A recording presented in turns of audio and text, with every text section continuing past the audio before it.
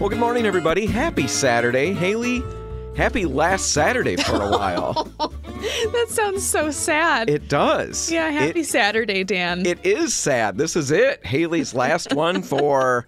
a few months, at least. Yeah, my goodness. Whoever allowed you... excuse me, to be gone this long. What the heck? I did not consult the powers that be. No, I remember the day that Haley walked in and said she was pregnant, and I was completely confused how that could happen. Nothing had been run by me, as you know, to get We an did approval. not plan for this. Yeah, but anyway, this is what's going on. The last Saturday. Are you excited? Now, don't tell me, because we are going to get we'll to that. spend some We're time going to on get that. to that. We've got other things to accomplish now, Yes. and we're going to do our best because you're listening to the RepcoLite Home Improvement Show, sponsored by Benjamin Moore, and that right there is proof of how well our brains are working today. We are not clicking. We don't know what's going on. I've got pregnancy brain, and Dan, I think, just thinks it's contagious. Yeah, I have sympathy pains. I'm very empathetic. Yes, And we have noticed that. extremely. If you get a headache, it's not long before I've got a headache or a backache or whatever. Yep, we did the pro show, and you were complaining just as much as me about your feet hurting and your hips. Yes, it's how I roll. And I think that your pregnancy, I've done as much as I can to take that on myself. And But as at least you dumb haven't as gained the weight. I have not gained the weight. I'm Yeah. very pleased about that. But as dumb as you've gotten over time, and you would admit No, that, I right? would admit that. Yeah, You it's walked- scary. You walked in a couple of weeks ago and said, well, I'm about as dumb as I've ever been, right? It's pregnancy brain. It is. Well, I've got it too. So anyway, we're doing our best. Haley got here today and said, I don't even know if I'm hardly awake. Yeah, You struggled all morning, Really? sucking down coffee. trying my best. Yeah. So anyway, RepcoLite Home Improvement Show. Yeah. Hopefully you're still listening. We've got a lot of really good stuff that we're going to cover. As much as our brains aren't Right. in I it. mean, the topics that we are going to discuss have a lot of potential. Yes. So at the end of the show, we'll kind of touch base with Haley and kind of give you a good send-off. Before that, we'll be talking about redoing RVs. This is kind of your topic. Yeah. Your last hurrah for a while. Camper makeover. I wish that I had a camper. If someone would like to donate a camper to me, I will redo it. I would love to do this project. You're going to keep it at that point or give it back to the people? We'll talk about it afterwards. Okay, all right. So we'll give out your contact info later so people can do that. Right now, though, let's talk about roofs and moss, algae, lichen, all of those things on roofs. If you've got moss up there, if you've got lichen up there, it's generally not a very good thing. You want to make sure you get that off. And let's talk about why they're bad, and then we'll get into some things that you can do to get it off, all kinds of stuff. Because I've actually jumped into this project. Yourself. In fact, let me pause for a second and go back. A few weeks ago, you weren't here, but I talked about how I'm really struggling to get projects done. Yeah. And I gave out this grand recommendations that we make lists and then organize those lists and start crossing things off. And I was going to compliment you today, actually, because the past 2 weeks, we have talked about now projects that you have tackled. Last week, we talked about cleaning the house. That's something that you did. The siding of the house, yes. And now we're going to talk about cleaning the roof, and this is something that you did. Right. And when I talked about making that list, I felt really dumb after that episode aired, because I thought telling people to make a list is about as dumb as it gets. I mean, it's so obvious I shouldn't have to say it. Obvious, but it's so true. Right. And it wasn't obvious for me. I knew I should do it, but I hadn't done it. Right. So now I actually went and did. I took my own advice, and I feel so much better. Over the last couple of weeks, I have crossed items off. I even fixed, you don't know about this yet, but my flower box is now back on the side of the house. It's on the house? Told the kids the big funny story about that is last summer, at the beginning of the summer, I was going to stain all my flower boxes. And then at the end of the summer, we checked in to see once how we had done. And I had not stained them. In fact, the only change to my flower boxes is that one fell off the house and was laying there. Well, it's no longer on the ground. It's on the house again, crossing items off left and right. One of those items is this roof. Yes. And I knew I had moss on the roof because 3-4 years ago, we talked about this on the show. Betsy was here, and we talked about how to get it off the roof and why it's bad. And I knew I had a little bit at that point, but I didn't want to get up there. I was a little nervous about the project itself. And so I let it go. I'm going to tell you what happened because I let it go. Anyway, moss is bad for the roof, right? It's wet. That constant moisture on your roof isn't very good. It grows steadily. That's another reason it's bad. It can push up under the shingles. It can lift them up. It can damage them in that regard. It leads to all kinds of problems. The weight can be bad, because it absorbs moisture, It's very disappointing, to be honest, because I love the way that it looks. I love moss. I love lichen. All the different species. I think they're beautiful. I actually have a tattoo of lichen. Which I think is absolutely insane. It is. But that's the case. But this is another one of those things that I'm learning as a homeowner. I have to hate now. Yeah, you love critters and squirrels and all of that. And as a homeowner, and now I'm at them. war with them. But yeah, moss on the roof, it really can it detracts from the look. Yeah, I think for sure. maybe you like the idea, some people, but it does like detract. A little cottage, tucked away. You don't want it. It's bad. Lichen is also bad. Now, lichen is actually two organisms. They basically function as a single unit. They're a fungus living symbiotically. Is that the right way to say that? Yeah. Mm-hmm. Symbiotically with an algae. So a fungus and an algae get together, and there you go. It's lichen. They're tenacious. They really grip onto the surfaces, and they refuse to let go. And they can really do some damage. I mean, let me tell you about the damage lichen can do. So that's what we're talking about, trying to get that stuff off the roof. That's why it's bad. Now, I had it on my roof, a little bit of it, and I thought, I'll get it. I'll get it. I kept putting it off. It's not a fun project when you think about getting on the roof, spraying a cleaner of some sort on it. You don't have a leak yet. It's Blah, fine. blah. I'll leave it. It can't be that bad. Well, I noticed this spring, has it even been spring? I guess it's technically spring. It's spring. I noticed on maybe one of the nice days that we had that it was a little worse this year. So I decided I got to get up there and try to get it off. So I have done that, and we're going to walk through what you need to do and how you can do this as well.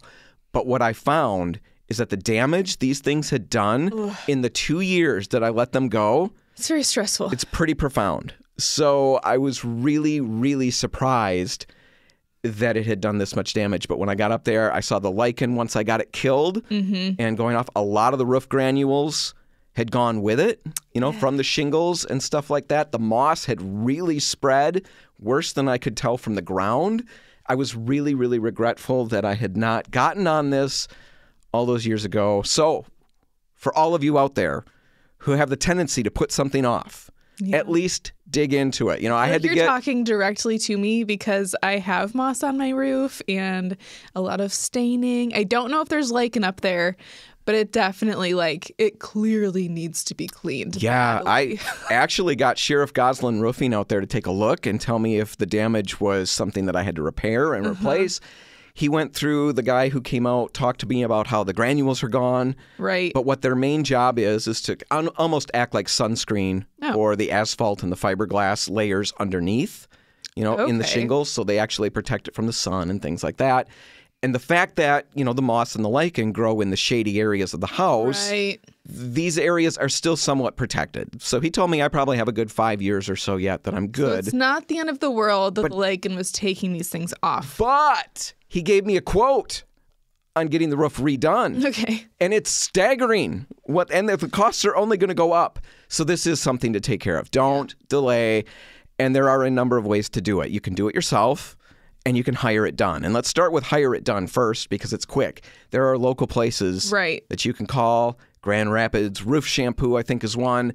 I don't know them terribly well, but I know they'll get out there and do that. Just check with a roofer. They're going to have some recommendations for you, and you can get this taken care of. If getting on the roof is not going to be your thing, or taking care of it yourself isn't going to be your thing. Because it's intimidating. I mean, especially if you've got a really peaked roof. Well, right. And I don't want people falling off left and right. No, we don't want that. No, not even a little bit. I don't even want them falling off just left or just right.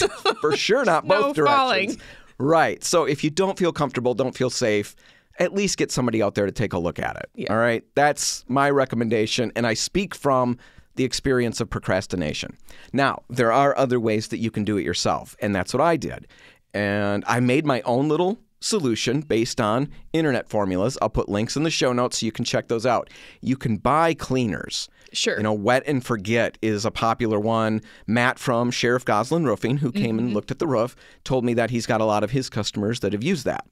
It's something that you just basically hook it up to your garden hose. It's got a special nozzle on the end so you can apparently spray it onto the roof from the ground, which is a little concerning to me because I've done things like that before and I've sprayed under the shingles. Right. Like, aren't you supposed to not spray up? You would want to angle it so that it's not blasting up under the shingles is all I can say. So you're just like arching it to the point like it's where raining onto your roof is what I'd think of. But anyway, you spray it on and you just wet and forget. You walk away, sounds nice. Let it go. I mean, there's instructions. You got to follow the instructions. But it will take, sometimes it said 2 to 3 months. Over time. It will go away. Okay. But it will go away. Yeah. Haley, it's a marathon. It's not a sprint. All right? So wet and forget, that's one. I guess you would forget after 2 months. Right. You can make your own formulas. Like I said, I'm not going to go into all of them. I'm not going to give you tons of that info because nobody's going to remember it. I'll put it in the show notes. But the one that I used 1 pound oxygenated bleach. Okay. So I just got OxyClean. Okay. And 2 gallons of water. I went with that because the oxygenated bleach that I bought was color safe. And I figured that way, if I get it all over myself, oh, wow. I'm not going to damage all my clothes because I know myself. If I use regular bleach... Anyone. I mean, I don't know how you'd avoid it. Well, right. It's not just a me problem. It's an us problem. That's a we problem. Yeah. So I used oxygenated bleach, mixed it up into 2 gallons of water, put it in a little garden pump-up sprayer. Sure. And got ready to put it on. So I'll quickly walk you through the steps. Basically, you would spray like all the plants and stuff around the house. Get that not with the bleach. What is happening? Haley's giving me the blank stare. Cannot be right. Nope.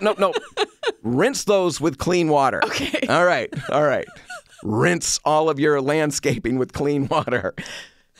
Not with the bleach solution. Not with bleach. All right. So then once you've got that rinsed, you rinse your roof. Now, I got on the roof. I was worried about dragging the hose over the shingles and stuff like that. I was very careful, and it worked very well. I've got a ranch, so I don't have a lot of pitch to worry about. Yeah. But it was surprisingly easy. Got the hose up there. It was very safe, and I just wet the roof going down, so I'm not blasting up under the shingles. Yes. Got everything wet, and then I went over it with a very soft bristled broom. Again, you want to be very careful. You're not trying to take off granules or anything. I'm just trying to see if I can get some of the moss off. Yeah, just to release None of the moss came off. Sometimes it might, sometimes it won't. In my situation, it didn't. None of the lichen, of course, came off. So then I sprayed everything with my bleach solution. Sure. Now's the time for the bleach solution. Sprayed everything, and then you let it sit for about 20 minutes. Okay. Then you come back and give it a good rinse. Be very careful about that. Make sure you're giving it a good rinse. I did a really good job, except in a couple of areas on the house I noticed I didn't get those as well. How can you tell? Because a white powder kind of stayed behind afterwards. Okay. It rinsed off in future rains. Yeah. So it's not that big of a deal, but it did leave a little bit of a white residue in the places I didn't rinse really well. So anyway, I rinse it really well, and then I came back with that broom. So it's been 20 minutes that the solution sat on there. Right, now you've rinsed it with the hose, came back with the broom, and all kinds of moss was falling off at that point. Oh, okay. Plugging up my gutters. It was great. I was so happy to see it go. And then as the weeks have gone by, that was about 2 weeks ago that I did that, and I've noticed the lichen is dying. It's powdering off when I get up there. It's going to take time for it all to go away, and I might need a second application. But definitely something. But you can tell. I mean, it's made a huge difference. Huge difference. Very pleased. And like I said, I got the roofer out there. He said I caught it in time. It didn't get really, really bad. And I just wanted to make sure that we talk about it. Now, you've got to be safe. There's all kinds of things that I could, and should say. You don't use a pressure washer. You don't want to use high pressure. It's just I feel like that's hose. the instinct that people have when they want to really clean something, because we think about cleaning moss off the sidewalk and it's like, well, you just get the pressure washer out. No, not on your roof. Not the case for the roof. Be careful with the hose. Don't allow the bleach to remain on the surface for too much, longer than that 20 minutes that I talked about. Be careful with the bleach. Rinse your landscaping off before and after to make sure that you don't kill anything. And for some people, it's just going to be a hire it out project. Yeah. Said that at the beginning, repeat it at the end here. But I think the important thing is just, again, don't procrastinate on this type of project. No. Because it really does impact the life of your roof pretty extremely. Oh, yeah. Big time. So think about that. Something to just look at today. You know, if the weather's nice, who knows anymore? I'm giving up. Just going to transition into winter. I'm going to wear winter coats everywhere I go. It isn't an end-all fix. You're going to have to repeat as the years go by. You can do things like trim back your branches. Make sure you get the debris off the roof, all the organic debris. That's where this comes from. So if you have to get up there more regularly and blow it off, I'm talking to myself, it's going on my list. Make sure I maintain that and just plan on regular maintenance. That's what I'm doing, the roof. I mean, like I said, I got a quote from a roofer. It's not inexpensive. Do what you can to make sure yours is as good as possible for as long as possible. Yeah. All right. We went really long, but I think that was good info. Yes. We're going to take a break. When we come back, we'll start talking about RVs, and then we'll hit pause, and we'll really dig into it in the third segment. So all of that is coming up in the next little bit. Stick around.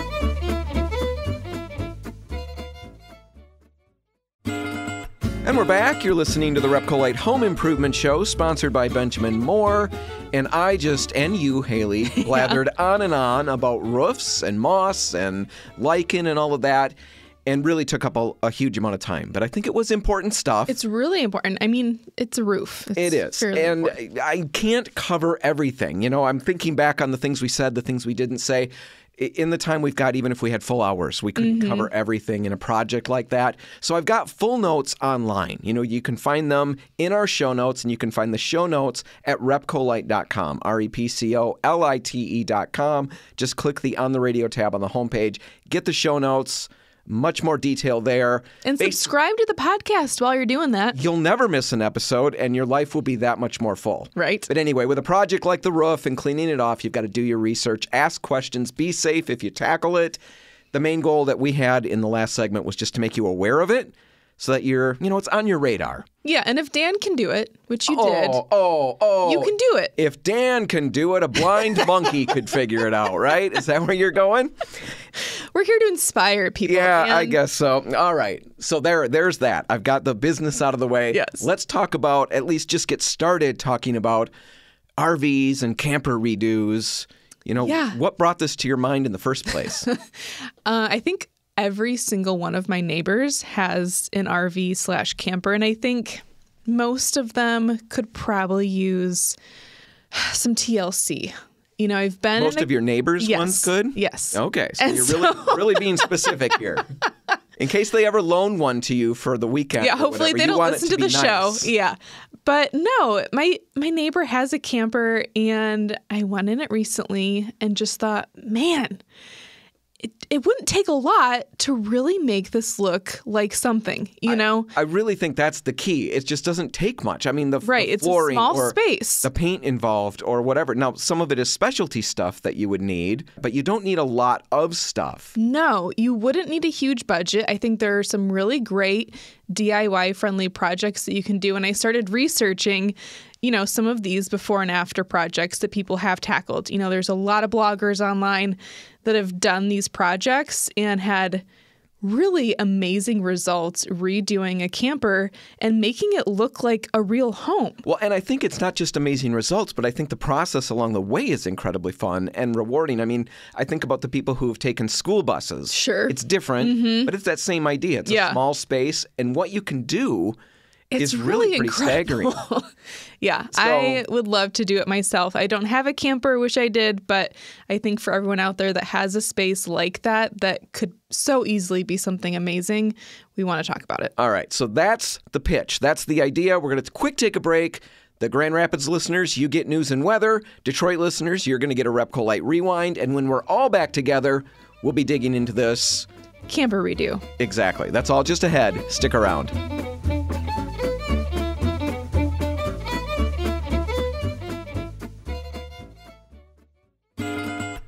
And we're back. You're listening to the RepcoLite Home Improvement Show, sponsored by Benjamin Moore. And man, we're dishing out the projects this week. We've got people heading out to their roofs. True. Take care of moss and lichen and algae and all of that. That is a little extreme. And now we're working on getting people to tackle their RVs, their campers. Well, and this get is those the time updated. of year. Right? I mean, this is when people start bringing them out of storage, thinking about all their summer vacations and trips that they're going to take in these.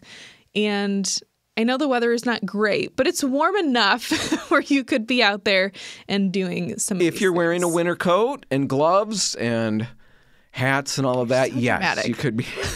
I am dramatic. No, but I think this is an important project because I don't know, honestly, and some people might take offense to this, but... Oh, boy.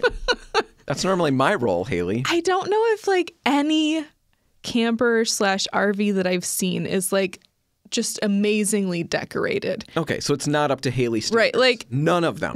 Period. It could be brand new. I still think it could use some small touches. Like, they are often very monochromatic, and maybe that's your vibe, and that's great. Perfect. It's already done.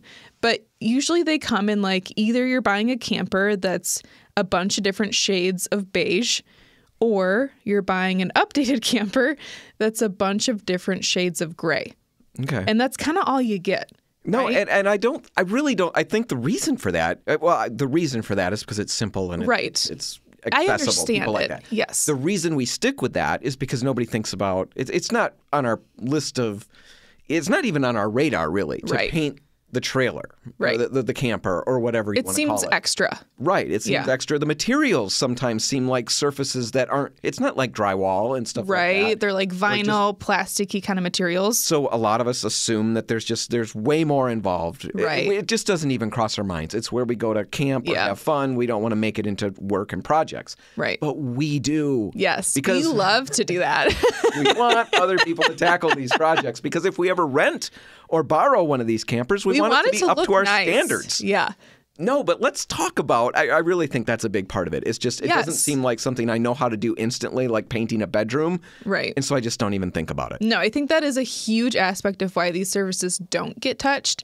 But I really think there's a lot of value in tackling some of these projects, and it's not as complicated as it seems. Well, and I think there's a lot of value in tackling it, not just because, I mean, we've talked about some in the beginning where they're not in great shape. Right. You know, these could be used, something that you've picked up over the years. Exactly. We've seen a lot of years, and it really could use a refresh. Right.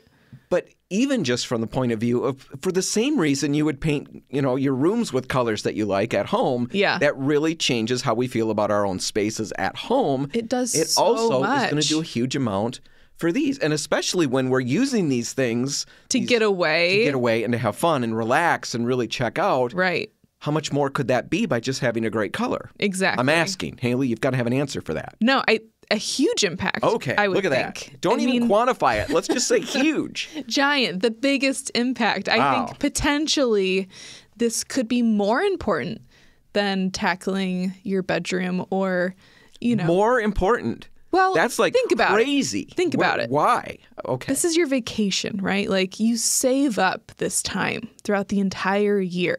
Yeah. To I put a really lot of stock on this 1 week that I get. Recharge fully during this week, this 1 week or 2 weeks of the year. Yeah. There's a lot of pressure. It is. And normally it implodes. Right. But wouldn't it be so much better to spend those crucial 2 weeks where you get to recharge in a space that you actually like? No, I think we like the space. I would challenge that, but I completely see where you're going. I'm going to like it better. Yes. It's going to be more appealing, all of that. So let's talk about some of the things that we could do in the RVs. I think you pitched the case for why it's important, why it's valuable. They've been very dramatic along the way. Extremely.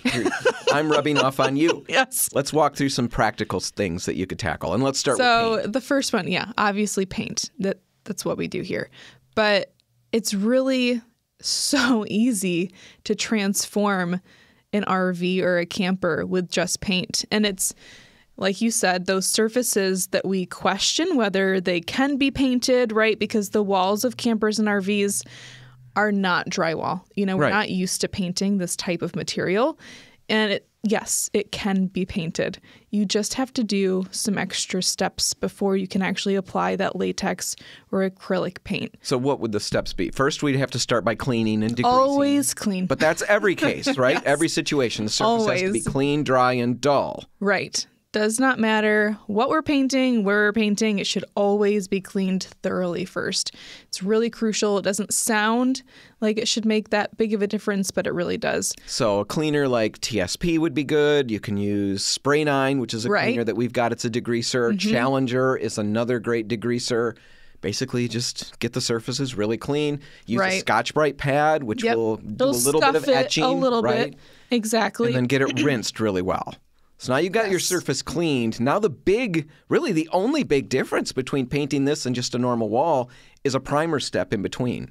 Yeah, and the primer that we'd recommend is Stix. It's a bonding primer, so it's specifically built to adhere or stick to these hard to adhere to surfaces like the vinyl plastics, like PVC, all kinds of stuff. We've tested it on glass, glazed tile. It still adheres to these surfaces. Yeah, we talk about it all the time. It's magic. It's a really, really great product from Insulex, which is a Benjamin Moore company. Right. Like you said, we've had it on glass blocks that we bring to shows, and you can't scratch it off. You can scratch like a tiny little bit off if You've really got to work at it. Yeah, exactly. But once you put that on these surfaces, now you can just go to whatever finish paint you want. Right. And you're going to have great results, and it's going to last. And I really think that there's something to be said by just brightening the walls of an RV or camper. They're probably like a mid-tone beige or a gray right now.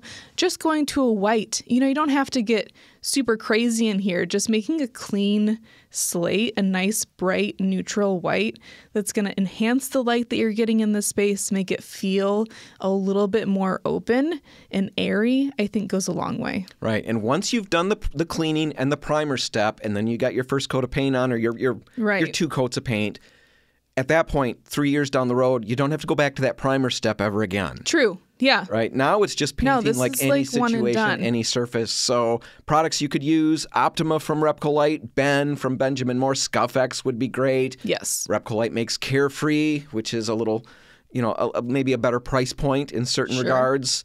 UltraSpec from Benjamin Moore would be another good price point type product. Lots of products out there. And I'd recommend, you don't have to go to like the highest sheen for these spaces either. I think that a lot of us probably still have the idea that we have to use, a satin or a semi-gloss if we want something to be durable. That's really not the case anymore. You can put an eggshell or a matte finish on these walls and they can still hold up really well over time. Good washability and all that. So stop out at any RepcoLite. Tell us what you're working on. We can make some product recommendations based on your budget, based on what you want out of the product, all of those things. What about cabinets? We talked about walls. Right. Cabinets. I mean, basically the same process, right? So much woodwork and built-in cabinets in these campers and RVs. And I get it, storage is at a premium in these spaces. They're really small. And so they put a cabinet wherever they can possibly fit one. But it really weighs the space down when it's all of that oak wood that most of these outdated campers are going to have. And just a coat of paint. Oak with the quotation marks, the kind of picture of oak. Yes, but it's got that vibe, that feel.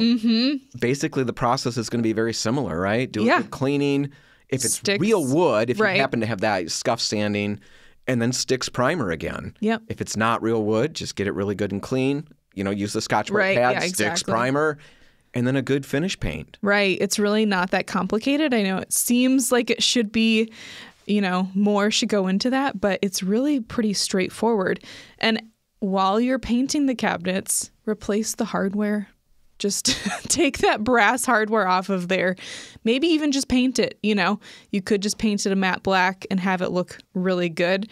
But really, it's not a giant investment to update the hardware. No, and it really makes a huge difference. I did that in my kitchen, and I was stunned that just the hardware, what a change that made. Same thing here. What other things do you got, Haley? So we've talked about paint, but really replacing things like the fabric in this space, the cushions for all of those seats, the window coverings, both of those things make a huge impact because, again, these fabrics get dated over time or they get really worn out and now they're not as nice to look at as maybe they once were. It's also just an opportunity to add color, texture, pattern into a space that's really small. And if you're keeping a lot of these finishes neutral, like the walls and the cabinets, then I do think that these both add quite a bit of opportunity for a design impact. So I can sew them myself if I'm good with that. What do you... There are some no-sew options.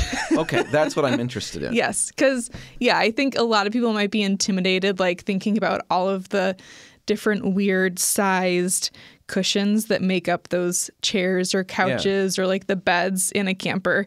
And if you're not a seamstress, that probably seems pretty daunting. It seems impossible. Yes. I can't figure out how I would go about doing that. So there are options, and obviously, you could go to a camper place and they would charge you a lot of money to recover these. Is there a cheaper option? That's cheap options. That's what I'm really cool with. Yeah. Okay. So online, you can actually find these stretchy fabric covers that will go over a variety of sized cushions that are perfect for this. I mean, they've got really good reviews. This is something that's great for a camper too, because you can take these off. They're just like slip covers, right? So you take them off, throw them in the washer, put them back on. Now you've got a clean surface again. So I think they're very practical, and they don't require you to sew. They're really inexpensive, and they come in a variety of colors. Okay, so we'll put links. You've got in links the show notes. Okay, links in the show notes. Yep. I think, Haley, we're going to have to pause here. You've got more stuff. I've got more stuff. So I think we're going to finish that up in the next segment, and then when we get done with that, we'll kind of have a goodbye, a farewell to Haley. Sad. All of that is coming up in the next little bit. Stick around.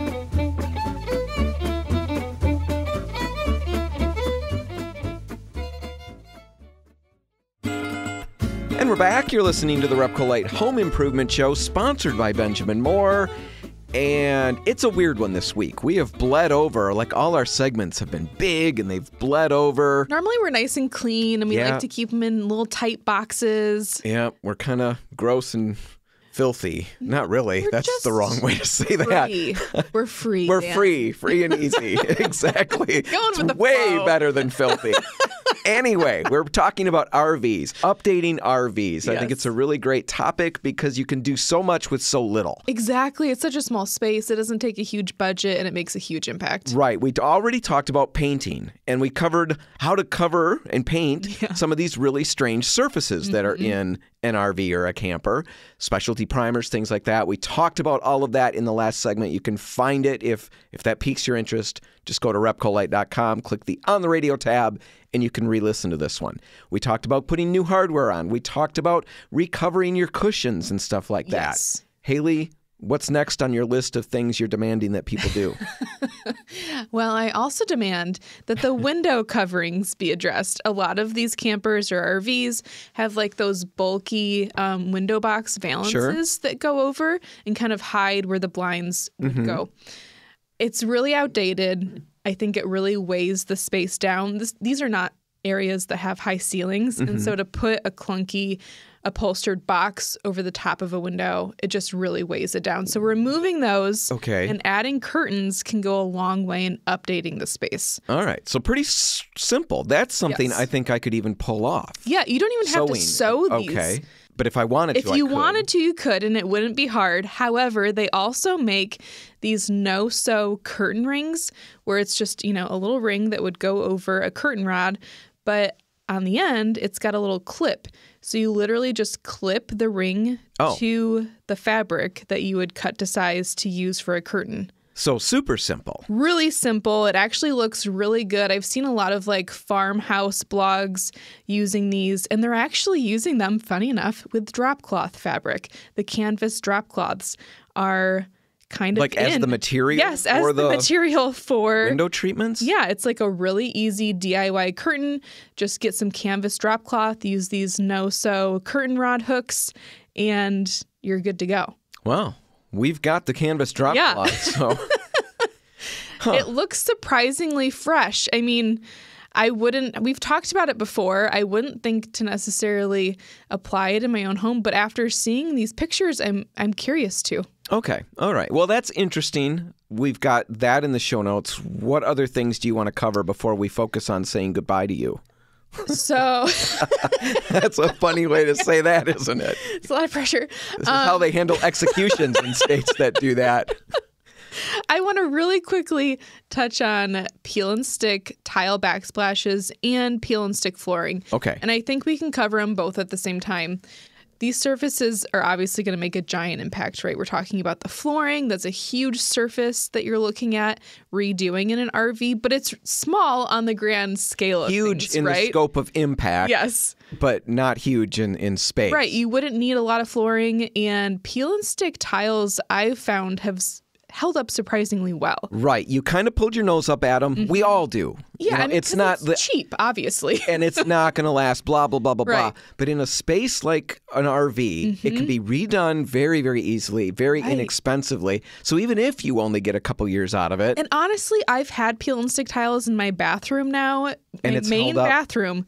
It's held up for 2 years, and I can't even tell any difference from the day that I first got them. Well, and the one that you bought and installed was bottom of the barrel. Yes, cheap. Gut rot cheap. It was the only brand that I could find that had like a penny tile pattern that I wanted. And it's held up beautifully. Yeah, I think that is a really smart thing. There's peel and stick carpet squares too, if carpet was your thing. You know, wood panel, faux wood, but still, you can get a wood-looking floor that's peel and stick and extremely inexpensive and easy to install. And you've updated the space in a major, major way. Tear out the gross carpet, get it out of there, put some nice faux wood down. No, I like all of that. Anything last that you want to say? Again, we're back to feeling like this is something more severe than it is. Any last words, Haley? Oh my gosh. I think the point is just that these spaces can be tackled very easily. I think it's worth doing, and it really doesn't take a huge budget because it is such a small space. All right. I really like that. I think it's a great topic. But we're going to put it to bed. Yeah. Let it go. And now we've got to say goodbye to Haley. Yeah. This is 3 months. really annoying to me, actually. 9 months pregnant now. Yeah, let's talk about me, Haley. That's what I want to focus on. You're taking this in the wrong direction. It's going to be all alone. All very alone. Sad. And you all have to listen to him. And it'll be very hard for you, but I urge you to keep listening to the show. She's so worried that we're going to lose listeners by the time you get back. No, it'll be fine. We've got a plan. Dan Altina, president of RepcoLite, is going to fill in. Yes, he's been on this show before. Yeah. He actually filled in between when Betsy left and I started. So some of you are probably familiar with his voice already. He's a good guy. Give him a chance. Yeah, I know he's not me, but he's very excited, and that'll be fun. So that's all coming up.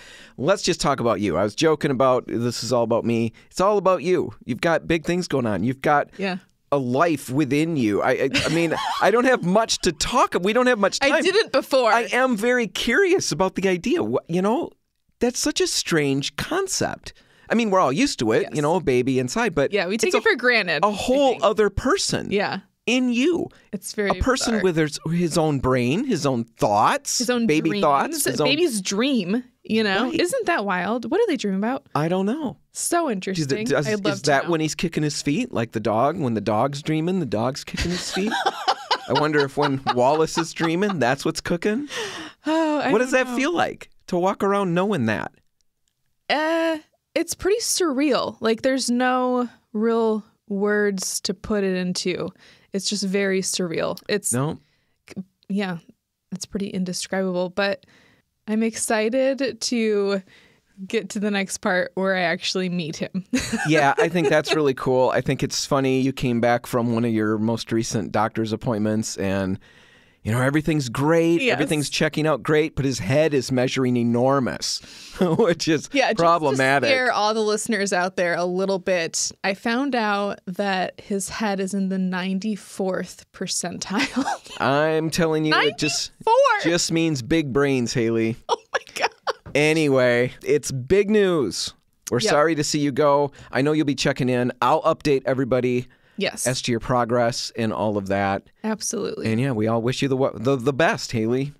And we're excited to have you come back. Yeah, it's exciting times. All right, that's all the time we've got. We're going to wrap it up. If you want to catch this one again, you can find it online at RepcoLite.com. Whatever you do today, make sure paint's a part of it. The RepcoLite stores are all open, waiting to help. I'm Dan Hansen. I'm Haley Johnson. Thanks for listening.